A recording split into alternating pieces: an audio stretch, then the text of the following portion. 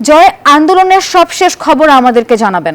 ধন্যবাদ নাফিসা আপনাকে। আমি প্রশাসনিক ভবনের সামনে আছি, যেখানে দোতলায় আছে কিন্তু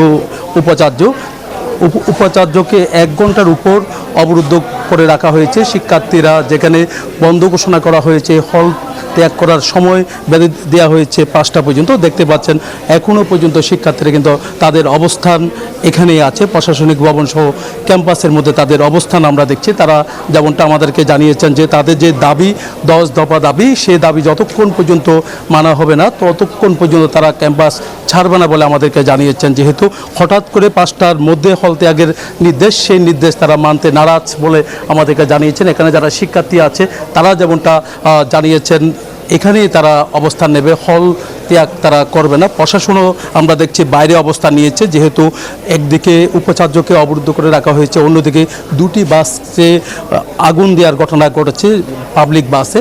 তো একই সাথে কয়েকটি বাসকে ভাঙচুরের ঘটনা ঘটেছে। সকাল থেকে আমরা দেখেছি, যেহেতু আজকে 4র্থ দিন চলছে, 2 শিক্ষার্থী চুয়েটের 2 শিক্ষার্থীর দুর্ঘটনায় মৃত্যুর ঘটনায় আমরা দেখছি এখানে কিন্তু আসলে এখনও পর্যন্ত চুয়েট ক্যাম্পাস উত্তাল আছে। তবে একটু পর কিন্তু আসলে প্রশাসনিকভাবে তাদের সাংবাদিকদের সাথে কথা বলার এরকম একটা তথ্য আমাদের হাতে এসেছে। তো সব মিলে বলা যায়, উপাচার্যের সাথে আমরা একটু আগে কথা বলেছি।